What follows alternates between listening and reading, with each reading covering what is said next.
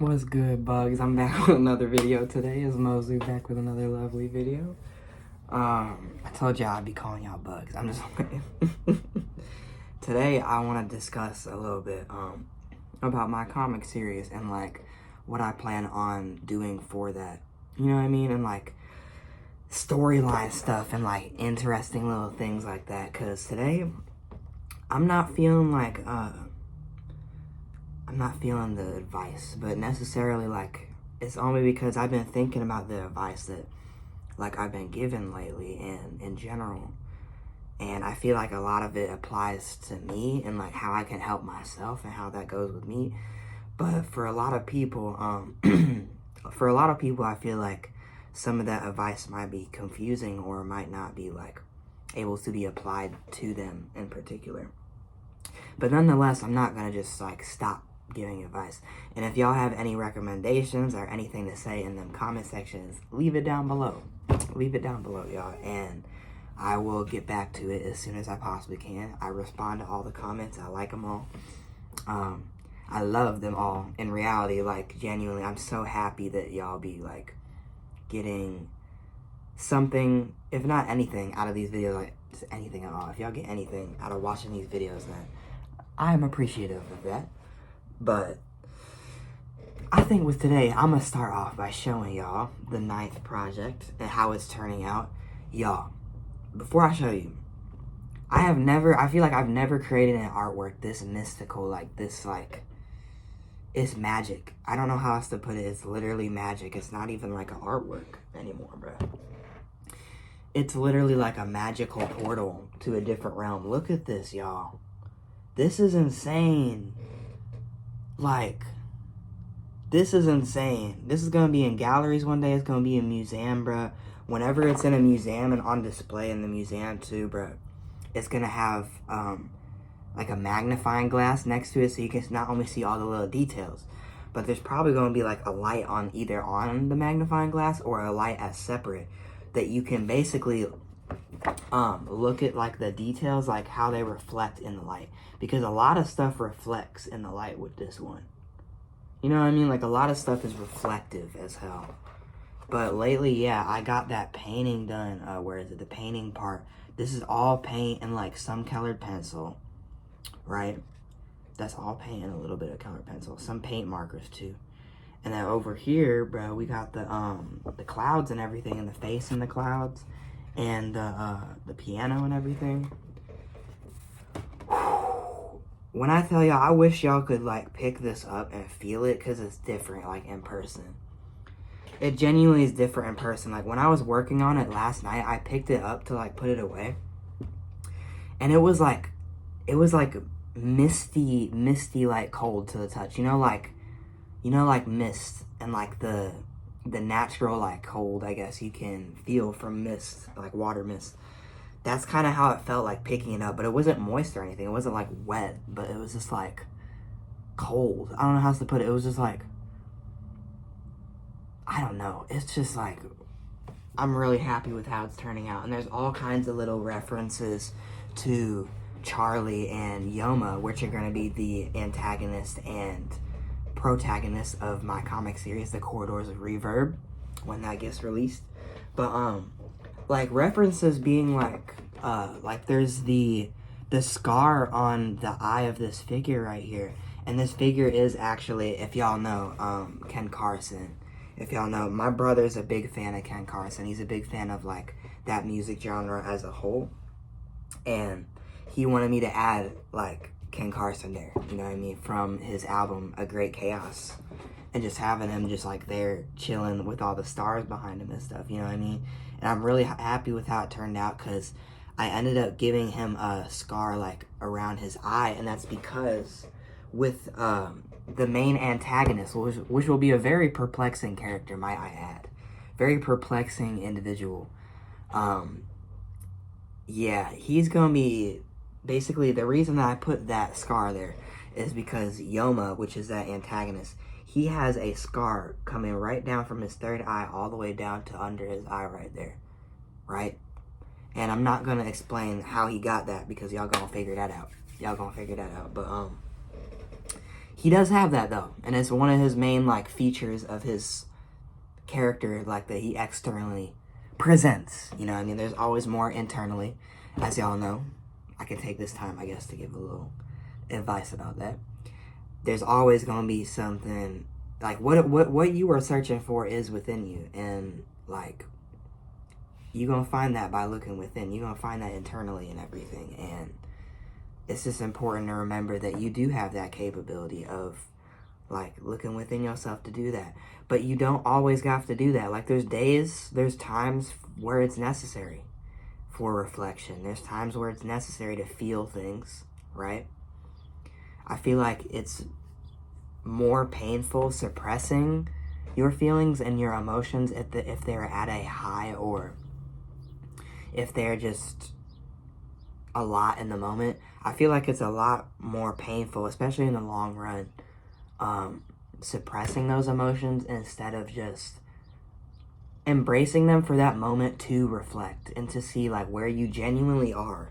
Because those emotions that you are really feeling, they are necessary. They are really there for a reason. You know what I mean? Because us as humans, like, we don't feel things for no reason.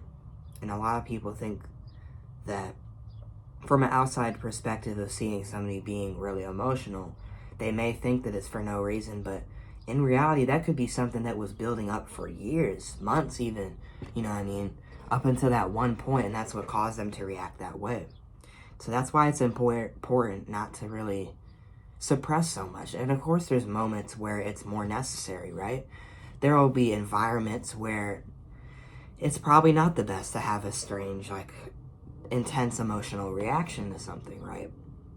But whenever you get the chance to express that to yourself, whether that's by just feeling those things and crying or, you know, doing whatever to feel those things, it's also important to just find an outlet for that expression. And for me, that's why my artwork is so mystical. That's why it's so magical. It's because, like, I put my heart and my soul behind every little line that I put on the paper, right? And with that being said, I don't hold back my genuinely, like, my personal, intricate meanings that have to do with my emotions and my life.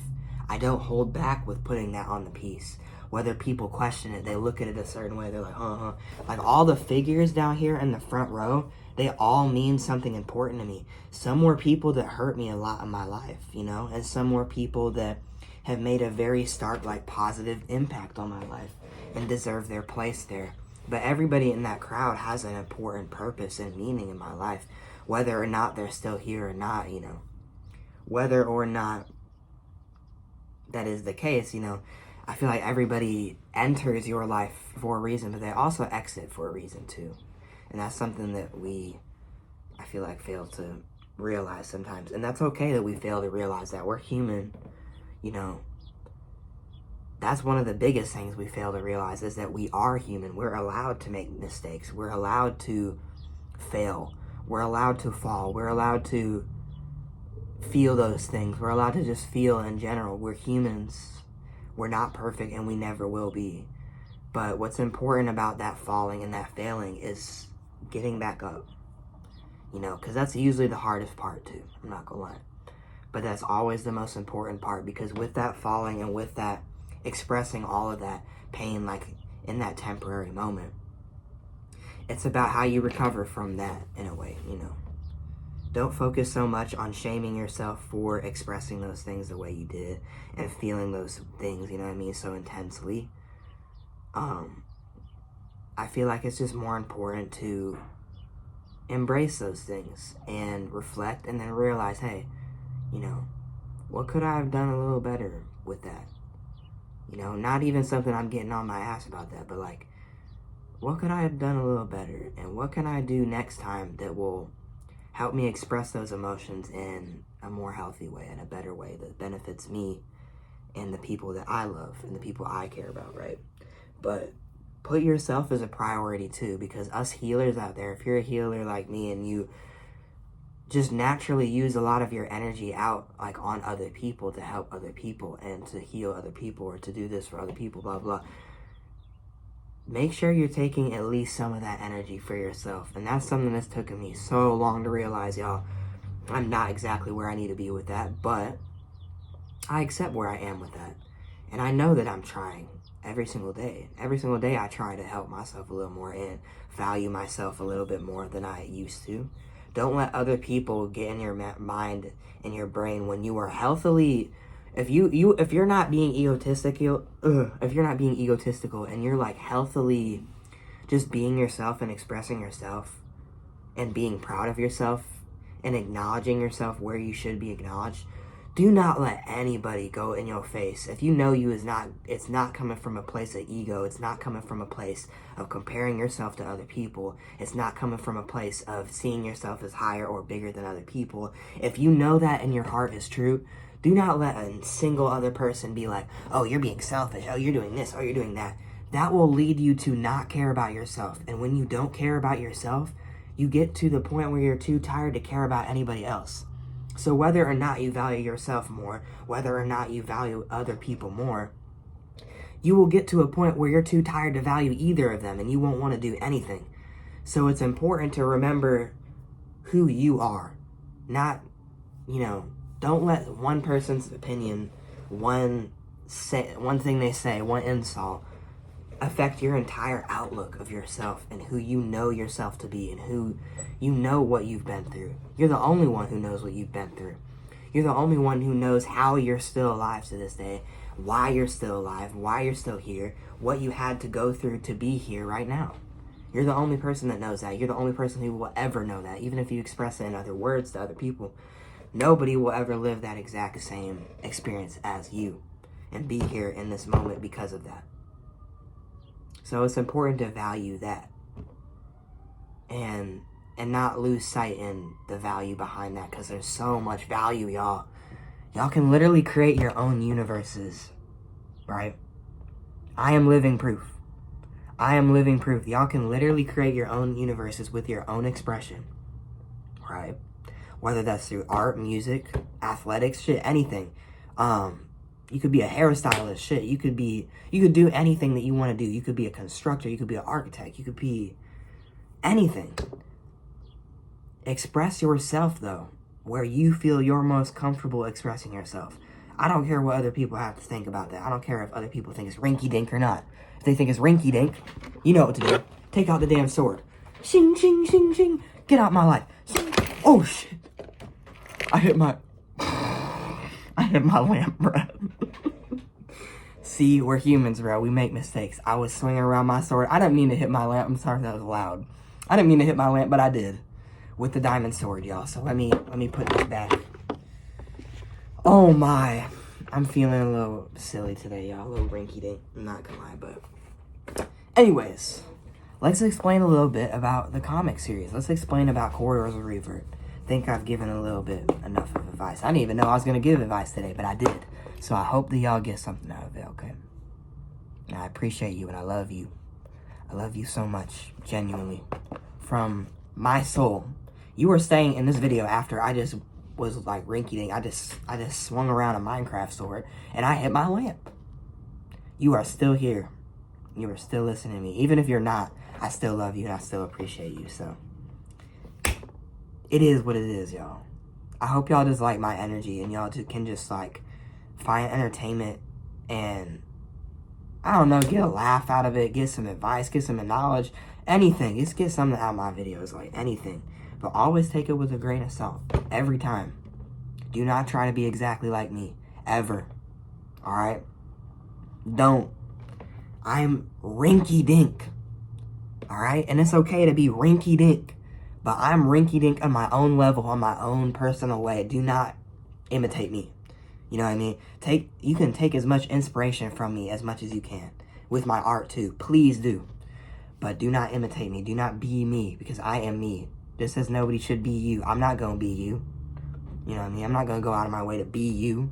So, don't do that to me. I like being myself. I'm the only one who is myself. So, I want that to remain. Please and thank you. And even if y'all tried to imitate me, even if y'all tried to be like me, even if anybody tries to be like you, they will never be you. Never. They will literally never be you, no matter how much they try. They could value a celebrity or a certain figure or you so much, and they try to imitate you, to try to do everything like you.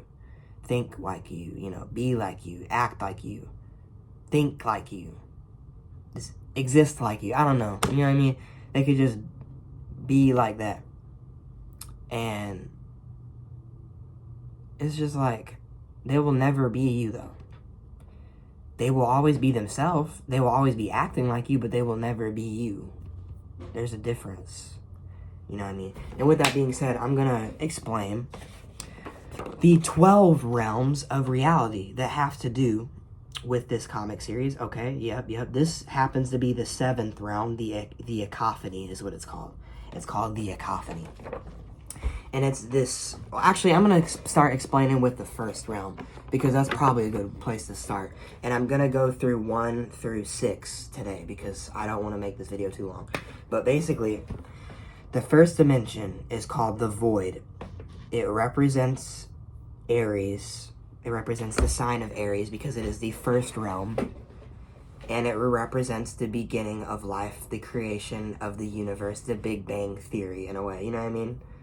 It's kind of what it represents. And it is called the Void because it is only accessed through a certain point, a certain portal. And I have a picture of it, actually. It's really small, though. It's a small picture. Here. Right there. You can see me, like, guarding the gate. That's the gateway. And within that portal is this swirling, spiraling tunnel of light and matter and rocks and just, like... It's a lot of rocks, a lot of, like, rubble, you know what I mean?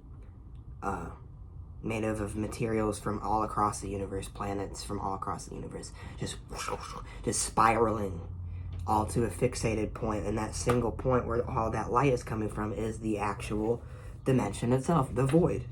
And this Void, right, is this vast area that is created out of these sand dunes. It's not sand, though. It's a mix of matter from all across the universe, scattered across the universe, but it's made of stardust in particular.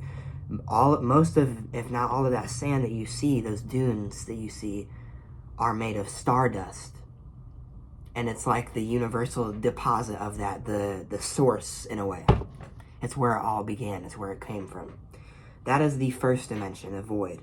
And the 2nd dimension, which, I don't know if I've explained it before, but each of these realms, each of these dimensions, since there are 12 of them, each of them have an affinity with another realm. And I can give y'all an example, right? Because the 1st realm has a affinity with the 2nd realm. The 3rd realm has an affinity with the 7th realm. The 4th realm has an affinity with the 8th realm. The 5th realm has an affinity with the 11th realm. And the 6th realm has an affinity with the 9th realm. Right? And, wait. I think I got that. Did I get that wrong? Okay, sorry, no, I didn't. And the 10th realm has an affinity with the 12th realm. And that is the affinities. And basically what that means is that those realms in particular have a certain connection to each other that is really magnetic and powerful. That causes that realm to be the ceiling of the other realm, right? So think of the 1st realm with the stardust dunes and everything. The roof of that, like the ceiling of that dimension, you won't see it at first because it's just the sky when you look up. But if you go up enough, there's the 2nd realm because they have an affinity. So that's how that works, basically. And the 2nd realm is a dream-like state. It's a dream-like place for animals to reside. It's called the Vern. Just as there is the Void, there's the Vern. And the Vern, basically, here's a little drawing of it. It is this one right here. It is this vast area of water, right? It's just this water, this life water, that encapsulates this whole ocean. And out of the ocean arises these mushroom-like structures, basically. These mushroom-like habitats, these ecosystems in a way. They all arise and they create their own ecosystem where these animals that are dreaming in real time, in reality, they're dreaming. Whenever they dream, they go to this place and they go there to live in harmony with the animals that they do live in harmony with. It is a place where they do not need to eat each other. It is a place where they do not need to survive or scavenge for anything. It is a place where they simply can just be, they can frolic, they can appreciate nature, like how they do in reality, but without worrying about all the survival aspects, without worrying about where can I get some water, where can I get something to eat. They don't have to do that there. They can just appreciate each other and live as a family, as a herd in that realm, and the animals have access to it. Not a single human has access to that realm, though. And if they do, it is on the very outskirts of the realm, far, far into the realm, very far into it. And the only way you can really get there is like how the back rooms, like you can glitch into certain areas. You can kind of glitch into the Vern, right? But it would be unintentional, most likely. You would probably not want that.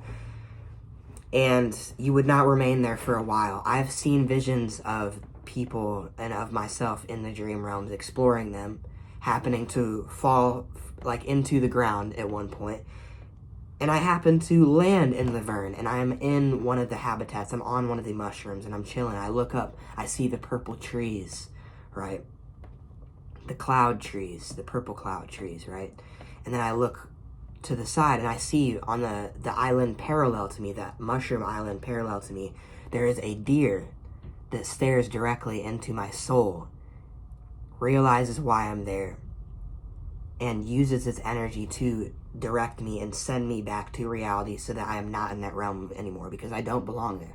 Humans do not belong in that realm, y'all. Only animals do. It's their sanctuary. So that's the Vern, right?